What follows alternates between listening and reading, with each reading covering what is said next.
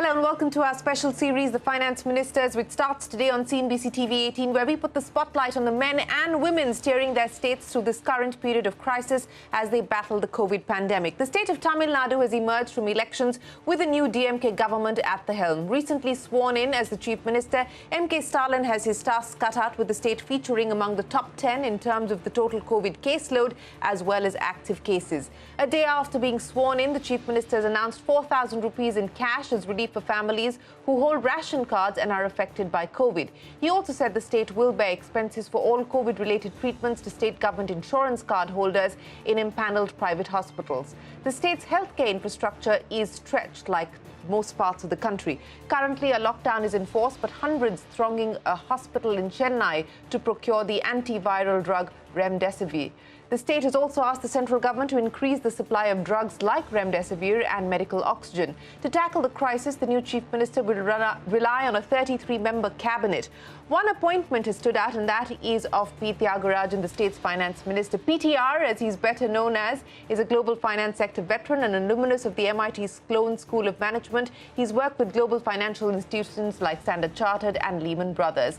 Settling the state's GST dues with the centre will be high on his list of priorities. Also bringing down a high fiscal deficit of almost 97,000 crore rupees will be in focus. Joining me now today is P. Thiagarajan himself. Mr. Thiagarajan, appreciate you joining us here on our special series, The Finance Ministers, and congratulations on your new appointment.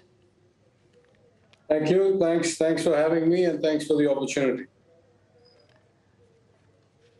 Well, let me get straight to it, Mr. Thiagarajan. This is a difficult period for the country. It's a difficult period for various state governments, including yours. You come in at a time where you are going to have to deal with the impact of the second wave. Tamil Nadu is a state that's been hit hard during the course of this second wave. Many economists that we've been speaking with are talking about the fact that we are now faced with the crisis of livelihoods, and it is now time for both the centre as well as state governments to focus on the second wave of relief measures. But given the state's finances, how much fiscal headroom do you find yourself with to be able to do anything more meaningful? Well, I think there's a couple of ways to look at it. I think if you look at it relative to what the finances of Tamil Nadu were, let's say, for the period between 2004 and 2014, 2004 being the anchor when the FRBM Act in Delhi and the FRA Act in Tamil Nadu were passed, relative to that kind of 10-year period, our finances are in a very poor shape. As an opposition MLA and the lead speaker on the budget every year for the last 5 years, I have highlighted how we have continuously deteriorated and how a lack of leadership has resulted in a lack of fiscal discipline and a rapid deterioration of both revenue deficits and therefore interest load, which has gone up from something like 11-12% of revenues to something like 20% of revenues. So on one hand, we have a serious problem. On the other hand, if I were to compare this deteriorated state of Tamil Nadu's finances to Delhi's finances, meaning the union government's finances, or to the finances of many states in the country, we are not yet that badly off. We are probably hovering around 25-26% of GSDP in the total debt. And as I say, we're hovering around 20% of revenue and interest payments. In my opinion, these are correctable. So these are, of course, they're not correctable in the normal course of events. These are not things you can gradually fix. You're going to have to do some restructuring. You're going to have to do some asset sales. You're going to have to do some once in a lifetime or once in a generation or once in a government kind of measures. But then other governments do it all the time. The government of India, Union government of India, is continuously selling assets to plug the hole in its budget. So I don't think we are yet in a place where we really ought to not do what's right. As you pointed out, almost every economist everywhere in the world suggests that you must stimulate demand at this point. You must get money into the hands of people, particularly the poorest, weakest sections, who are most likely to spend it. Not only is it relief for them, but it gives you a greater multiplier effect in the economy, and it lifts demand, which is really the weakest part of the economic kind of spectrum now. So I think we're doing what conventional economic theory would tell us to do, which is getting money into the hands of people. Let me pick up on each of those things. You said that, you are faced with a difficult situation, both in terms of fiscal deficit, revenue deficit, bad revenue management, bad debt management.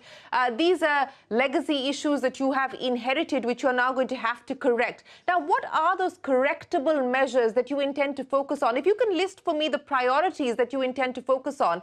And secondly, in the context specifically of the COVID crisis, beyond the specific measures that have already been announced by the Chief Minister on day one of taking office and taking oath, what else can we now expect in terms of relief? Yeah, listen, I think it would be premature 4 days into the job and ranked, fairly low. I'm a second-time MLA. I've only been in politics for 5 years. For me to be presumptuous and talk about the party's overall kind of position in the indeterminate future. My leader will set the tone for that. But I will say two things. I will say that we are, in some sense, a state that has resilience. We are capable of dealing with these kinds of things because we have hard assets that we can sell. We know how to do restructuring when we have to. We want to bring down the interest burden and we want to kind of make it more manageable. So one part of that is a one-time fix. The other part is to go back to the days when between 2004 and 14, roughly 11%, 10 to 11% of the state's GSDP was the government's revenue. Now that has slid before COVID to 7%. Of course, it's not rocket science to figure out why it has slid. So I've been already doing some studies before we came to government. And now with access to data, I'm doing even more detailed studies of which slice on which head, what reason have we gone down and lost nearly a third of our revenue. And I don't just say this, the CAG report says it, the RBI says it, the 15th Finance Commission says it, that Tamil Nadu, which used to be a revenue surplus state, has now become a revenue deficit state. So I'm not trying to be kind of the innovator of all innovators here. I just want to get back to good practices that we had before. And it happens to dovetail nicely with the social justice philosophy that we come to government with. Because if you find that the state's role in the economy is keeping on shrinking, if you find that you've lost 3.5% of GSDP in the state's revenues, surely that has not evaporated into thin air. That means that has gone into some other hand without the state's redistributive or public goods and services kind of benefit.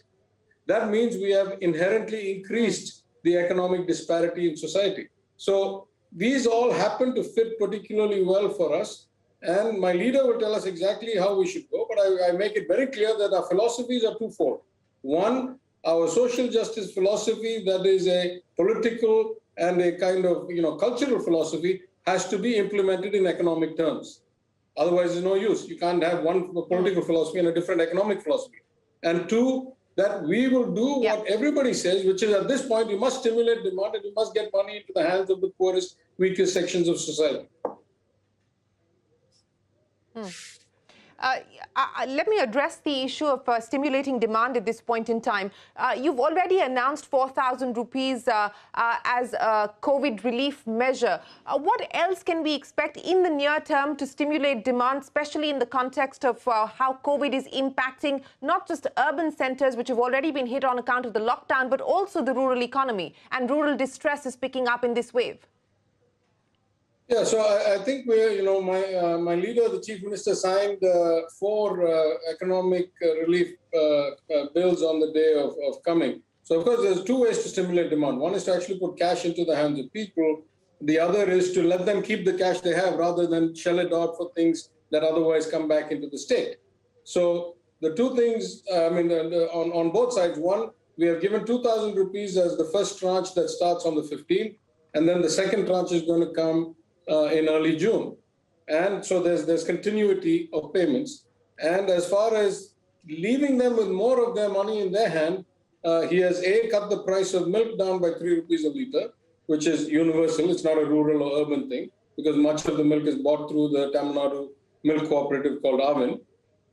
We have made bus travel free for women, or the leader has made bus travel free for women on all urban routes where they go to work. So that leaves them more money in their hand. They don't have to pay for the transportation when they go to work. And as you say, we have included the COVID medication treatment inside the Chief Minister's medical insurance scheme, even if obtained at private hospitals.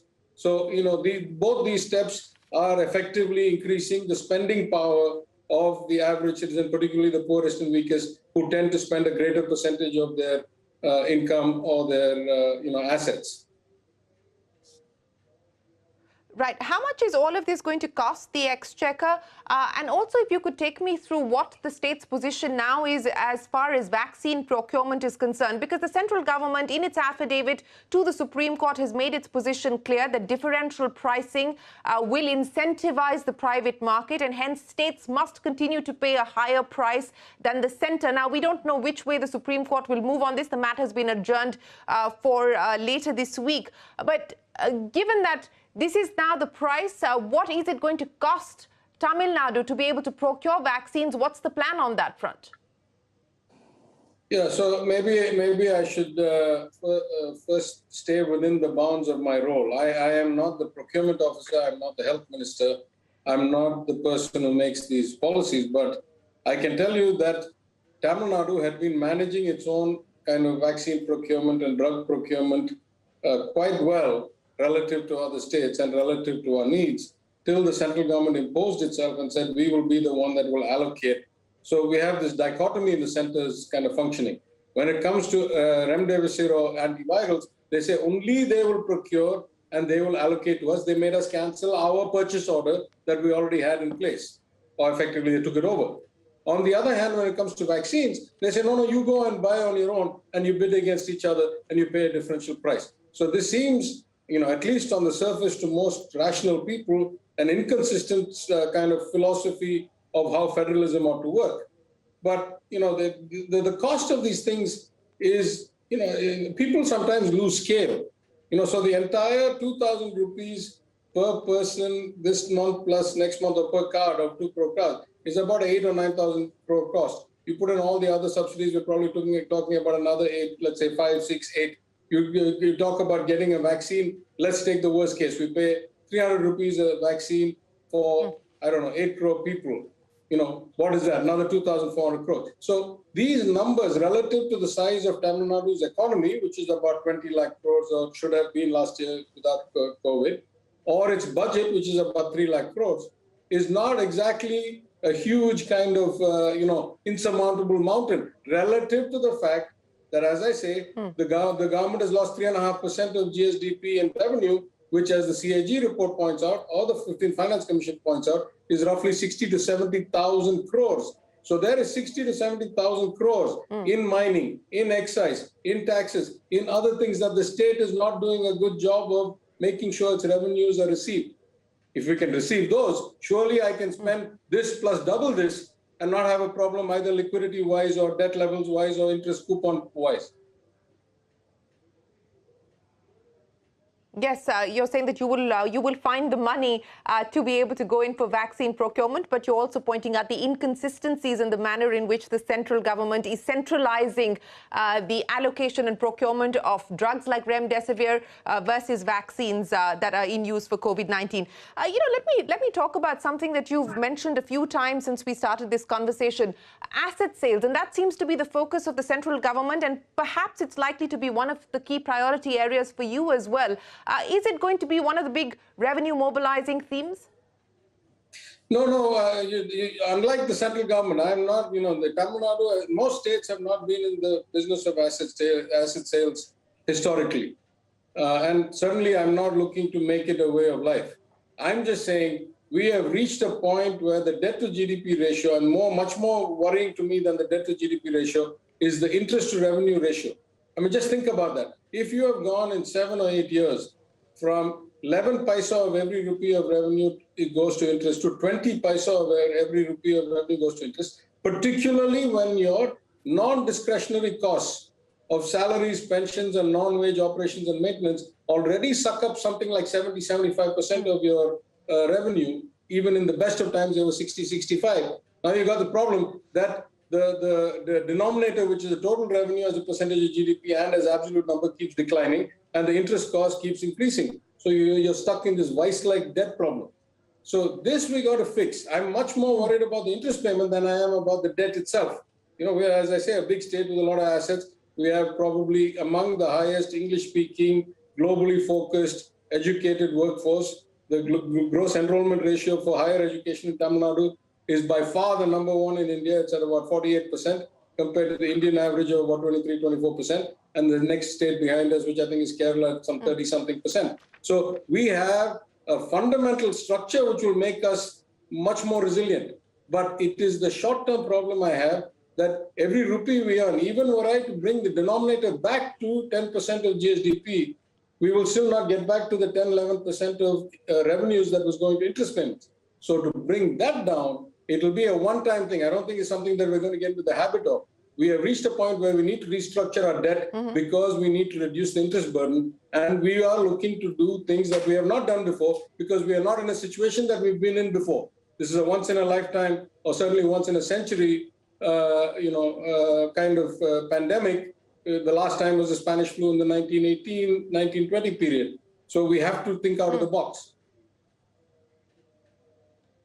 Well, you know, when you say that you have to think out of the box, let me ask you this in the context of what you said you intend to do in terms of taking forward the social justice philosophy of your government and what that could translate into in terms of economic policy. You've defended social welfare measures, saying that not all freebies are necessarily bad. But in the context of what you've been able to assess for yourself, as well as the recommendations that have come in from the 15th Finance Commission, which has also talked about rationalizing several centrally sponsored schemes, as well as looking at schemes at the state level. What do you think deserves to stay? What do you believe deserves to go?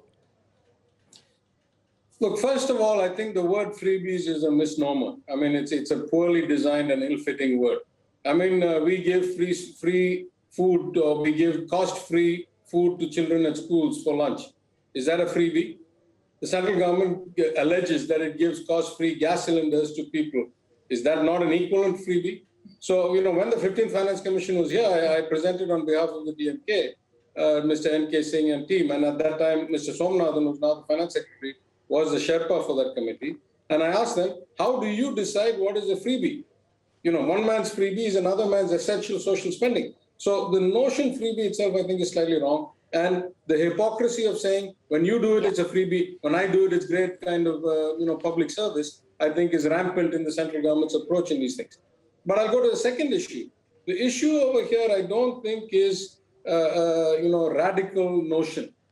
It is that we want to keep inequality down. We want to have inclusive growth. We want to let everybody participate in this, which means that, just take a benchmark, right? If you take the best kind of quality of life, least inequality countries, let's take Scandinavia, let's take Australia, let's take, certain states in the US. The budget of the government is somewhere between 25, 30, 32% of the GDP or GSDP. We are barely scraping at about 13, 14, 15. So if you are 30%, that means you offer free health, free education, free maternity leave, free transport, etc., etc. That's not a bad outcome if you can do it well. So I think that, it's what I am saying is more explicitly tying our economic philosophy that has always been implicit with our social justice philosophy, and we certainly wouldn't be the only people in the world doing it. Whole countries all over the world do it, and certainly the places that have the highest quality of life and in some sense the highest per capita standard of living, Western Europe, Northern Europe like Scandinavia, Australia or Singapore, certainly follow the same philosophy. It's not a radical philosophy. No, it certainly isn't a radical philosophy, and you're right in pointing out that there are welfare measures that are required for equitable distribution, as you point out. But I want to address one of the other challenges that you're going to have to deal with. You're now going to represent the state at the GST Council. We don't know when the GST Council is set to meet. Sorry, but we don't know there has. I'm sorry to interrupt, but we don't know. You don't know that yet? No, it's not been announced yet. The Chief Minister has not yet made the decision. If you take the last government, for example, it was represented once by Mr. Thiaga and once by Mr. Jayakumar, neither of whom were in the finance seat. I mean, Mr. Thiagarajan was never in the finance seat, and Mr. Jayakumar was briefly for a few months in the finance seat. So, I mean, most people would think that the finance minister is the default choice. I just want to point out that technically it has not been announced yet who will be the representative. Okay, technically it's not been announced yet, but assuming that you do represent the state in the GST Council, what do you believe the challenges are now going to have to be for the Council? There has been a lot of back and forth on the issue of compensation. The deadline for compensation is set to end next year. Given the way that the COVID pandemic has hit both central as well as state finances, what do you believe the challenge is going to have to be for the GST Council going forward? Well, let me just say that I don't think I'm any kind of pioneer or innovator, right? The Finance Minister of Kerala, Mr. Thomas Isaac, in the last 5-year term, the Finance Minister of Punjab, the Finance Minister of West Bengal, among others, have been very clear and very lucid about the problems and the kind of fairness issue, as well as many other politicians.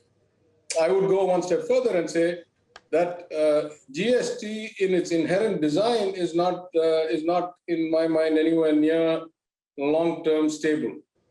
There are too many problems with it, and again, I wouldn't be the first guy to point it out, but I think we need a fundamental rethink of some of these things. Then you go to the third level and you say, if you have a contractual obligation that you must pay these things, then surely a time of crisis. The most difficult concept I have is somebody talking about invoking force majeure, which didn't exist in the contract anyway, or in the law.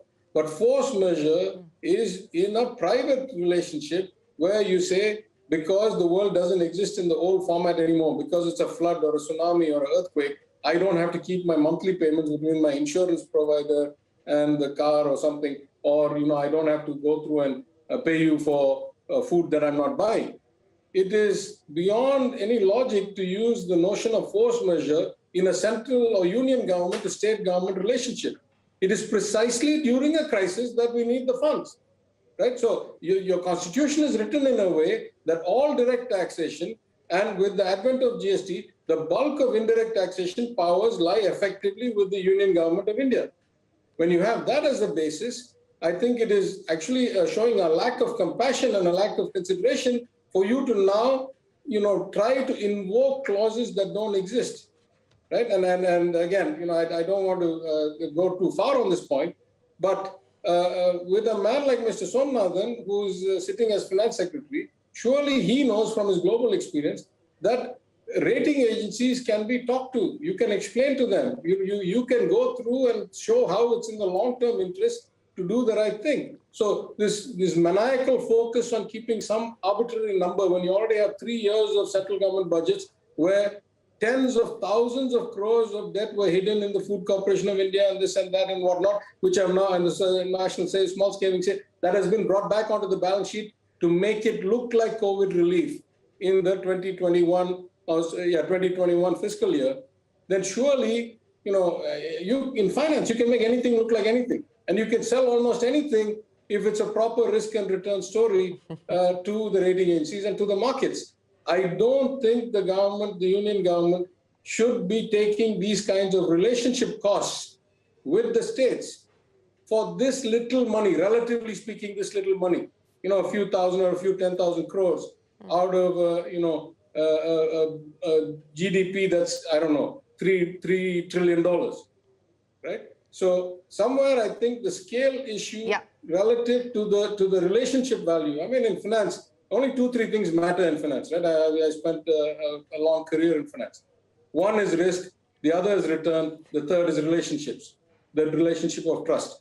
The relationship probably is more important than risk and return. And so, it is short term to damage relationships because you think you're doing something technical, which can be easily solved 100 other ways. Right? I mean, I was in Wall Street through the derivative boom of the credit derivative and associated kind of indices and tranches and whatnot years.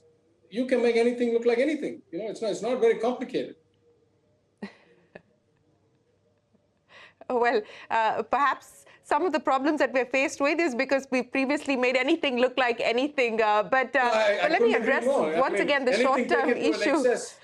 Anything taken to an excess will lead to problems. I'm not suggesting we should go to that. But I'm saying when you have a sovereign country with 1.4 billion people, which is in itself a huge risk factor for the global economy if it doesn't get its pandemic under control and if it doesn't get its economy back on its feet.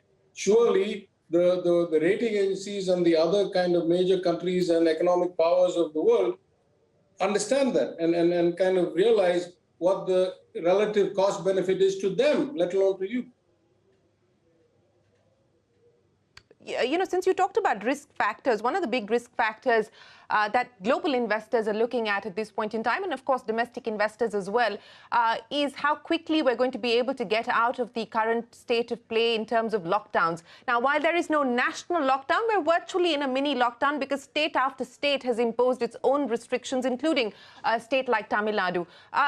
Do you believe that perhaps another fortnight or so before we can start to see an easing of restrictions, or do you believe that this is going to have to be the state of play for a prolonged period of time? If yes, what is that going to mean in terms of industry? Look, maybe I'm an outlier here, but my own view is that it is not the lockdown or the duration of the lockdown or the date of the removal of lockdown that is our greatest kind of risk factor from a global investor's perspective, right? Investors want stability. They want clarity. They want continuity. They don't like to see countries where the rule of law seems to be amendable or seems to be pliable. They don't like countries where the justice system is not predictable. They don't like countries where there is not a timely resolution in a kind of precedent-based way. They don't like places where an individual's will can change the outcome. Right? Having a stable, transparent, predictable, functional dispute resolution, judicial, legal, what happens after the investment fails? How quickly can I get my 60 or 80 cents on the dollar back? These are the things that drive investment. And those are profound, basic things. And I would argue, and again, I wouldn't be the first guy, many people have argued, that we have deteriorated on those scales quite a bit.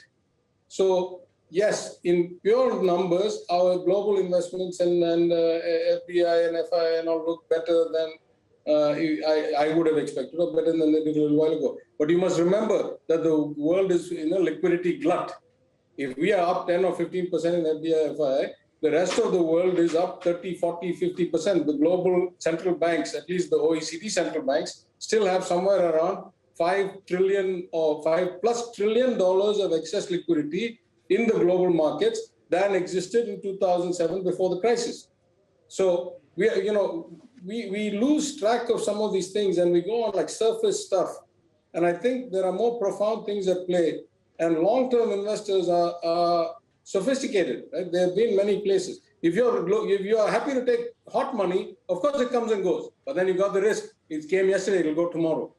But if you're looking for stable, long-term investors, then you got to provide the milieu. You got to provide the environment that gives them comfort and confidence and uncertainty and kind of swaying to which way the wind blows of institutions, of the courts, of the regulatory bodies is not giving them that confidence. In fact, it's destroying their confidence in the investment kind of potential of India.